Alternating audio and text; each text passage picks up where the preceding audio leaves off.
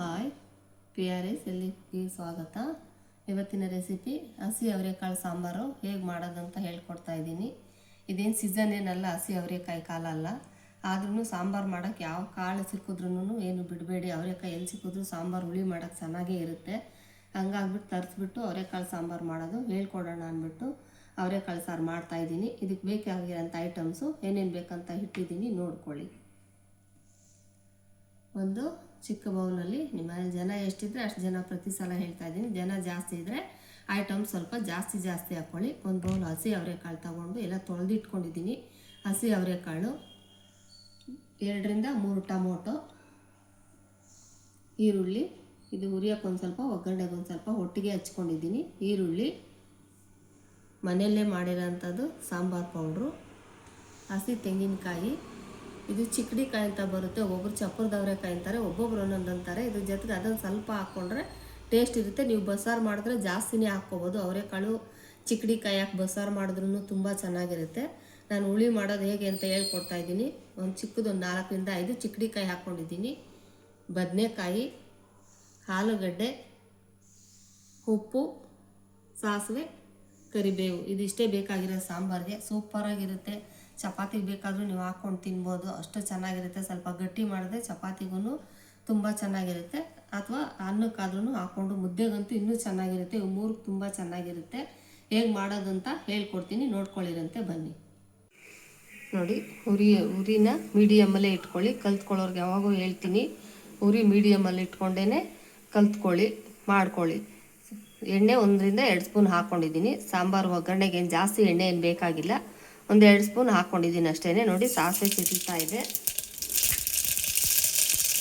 ಸಾಸಿವೆ ಸಿಕ್ಲಿದ ತಕ್ಷಣ ಈರುಳ್ಳಿ ಸ್ವಲ್ಪ ಸಣ್ಣಕ್ಕಾದರೂ ಹಚ್ಕೊಳ್ಳಿ ಒಗ್ಗರಣೆಗೆ, ಅಥವಾ ಈರುಳ್ಳಿ ಇನ್ನೂ ಸ್ವಲ್ಪ ದಪ್ಪ ಬೇಕಂದ್ರೂ ಹಚ್ಕೊಳ್ಳಿ.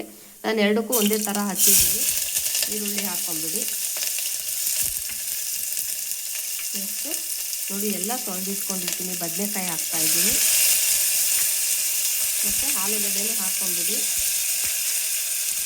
ಕರಿಬೇವು, ಇದನ್ನು ಎಲ್ಲ ತೊಳೆದಿಟ್ಕೊಂಡಿದ್ದೀನಿ. ಕರಿಬೇವನ್ನು ಅದಕ್ಕೆ ಹಾಕ್ಕೊಂಬಿಡಿ. ಇದು ಚಿಕ್ಕಡಿಕಾಯಿ ಇರುತ್ತಲ್ಲ, ಅದನ್ನು ಹಾಕ್ತಾಯಿದ್ದೀನಿ.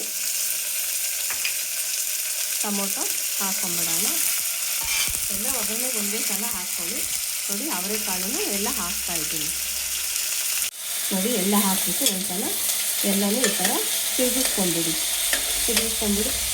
ನಿಮಗೆ ಸಾರು ಎಷ್ಟು ಬೇಕೋ ಅಷ್ಟು ಮಾತ್ರ ನೀರು ಹಾಕ್ಕೊಳ್ಳಿ. ಇಲ್ಲ ಚಪಾತಿ ಮಾಡ್ಕೊತೀವಿ, ಮುದ್ದೆಗೆ ಮಾಡ್ಕೊತೀವಿ, ಸ್ವಲ್ಪ ಗಟ್ಟಿನೇ ಇರಲಿ ಅಂದರೆ ನೀರು ಸ್ವಲ್ಪ ಕಡಿಮೆ ಹಾಕ್ಕೊಳ್ಳಿ. ನೋಡಿ, ನಾನು ನೀರಿಲ್ಲಿ ಅಂದಾದ್ಮೇಲೆ ಹಾಕ್ತಾಯಿದ್ದೀನಿ.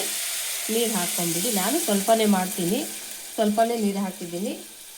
ಲಾಸ್ಟಲ್ಲಿ ಉಪ್ಪು ಅಂದಾದ್ಮೇಲೆ ಹಾಕ್ಕೊಳ್ಳಿ. ನಾನು ಕೈಯಲ್ಲಿ ಹಾಕ್ತಾಯಿದ್ದೀನಿ. ನೋಡಿ, ಉಪ್ಪು ಹಾಕ್ಕೊಂಬಿಟ್ಟು ಇನ್ನೊಂದು ಸಲ ತಿರುಗಿಸ್ಬಿಟ್ಟು ಕುಕ್ಕರ್ದು ಕ್ಯಾಪ್ ಹಾಕ್ಬಿಟ್ಟು 1ರಿಂದ 2 ವಿಜಲ್, ಒಂದೇ ವಿಜಲ್ ಕೂಗಿಸ್ಕೊಂಬಿಡಿ. ಸ್ವಲ್ಪ ಹಳೆ ಕುಕ್ಕರ್ ಆದರೆ ಒಂದೇ ವಿಜಲ್ಲೇ ಸಾಕು. ಇವಾಗ ಹೊಸ ಕುಕ್ಕರ್ಗಳಾದರೆ ಸ್ವಲ್ಪ ಅಷ್ಟ ಇರುತ್ತೆ. ಹೊಸ ಕುಕ್ಕರ್ಗಳು 2 ವಿಜಲ್ ಕೂಗಿಸ್ಕೊಳ್ಳಿ. ಹಳೇದಾದರೆ ಒಂದೇ ವಿಜಲ್ಲೇ ಸಾಕು.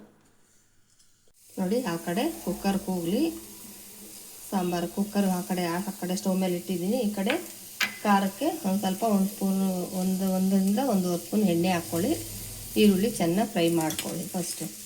ಆ ಕಡೆ ಕುಕ್ಕರ್ ಕೂಗೋಷ್ಟೊತ್ತಿಗೆ ಈ ಕಡೆ ಖಾರ ರುಬ್ಕೊಂಡ್ಬಿಡ್ಬೋದು. ಶುಂಠಿ, ಬೆಳ್ಳುಳ್ಳಿ ಅದೇನಾದರೂ ಹಾಕ್ಕೊಂಡ್ರೆ ಸುಮ್ಮನೆ ಹೊಟ್ಟೆ ಉರಿ ಅದು ಇದು ಗ್ಯಾಸ್ಟ್ರಿಕ್ ಇರೋರ್ಗೆ ಆಗಲ್ಲ. ನಾನು ಹೇಳಿದ್ದೀನಲ್ವ, ಅದು ಬೇರೆ ಥರ ಮಾಡಿಕೊಂಡು ಹಾಕ್ಕೊಳ್ಳಿ. ಶುಂಠಿ, ಬೆಳ್ಳುಳ್ಳಿ ಎಲ್ಲ ಇದಕ್ಕೆ ಹಾಕ್ಕೊಂಡ್ರೆ ಅವರೆಕಾಳು ಫ್ಲೇವರೇ ಹೋಗ್ಬಿಡುತ್ತೆ. ಅದು ಮಸಾಲೆ ಸಾಂಬಾರು ಆಗುತ್ತೆ. ಬೇಡ, ಈ ಥರ ಮಾಡಿಕೊಂಡು ಒಂದ್ಸಲ ಟ್ರೈ ಮಾಡಿ, ತುಂಬ ಚೆನ್ನಾಗಿರುತ್ತೆ.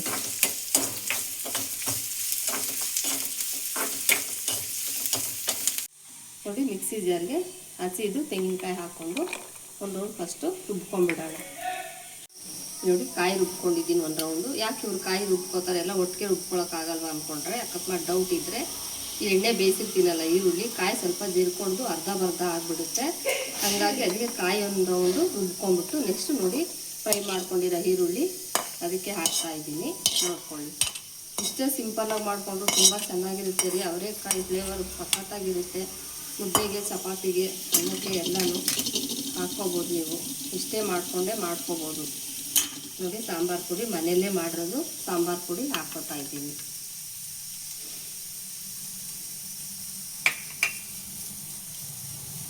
ನೋಡಿ, ಸಾಂಬಾರು ಪೌಡ್ರ್ ಹಾಕಿದ್ದೀನಿ. ಒಂದು ಕಾಲು ಗ್ಲಾಸಷ್ಟು ನೀರು ಹಾಕ್ಕೊಂಡು ಈಗ ನುಣ್ಣಗೆ ರುಬ್ಕೊಂಡ್ಬಿಡೋಣ. ನೋಡಿ ಖಾರ ರುಬ್ಬಿದ್ದಾಗಿದೆ, ಇಷ್ಟೇ ನುಣ್ಣಗೇನೆ. ನೋಡಿ ಒಂದು ಸ್ವಲ್ಪನೂ ತೆಂಗಿನಕಾಯಿ ಕಾಣಿಸಲ್ಲ, ಗಂಧ ಥರ ಹರ್ಕೊಂಡಿದ್ದೀನಿ.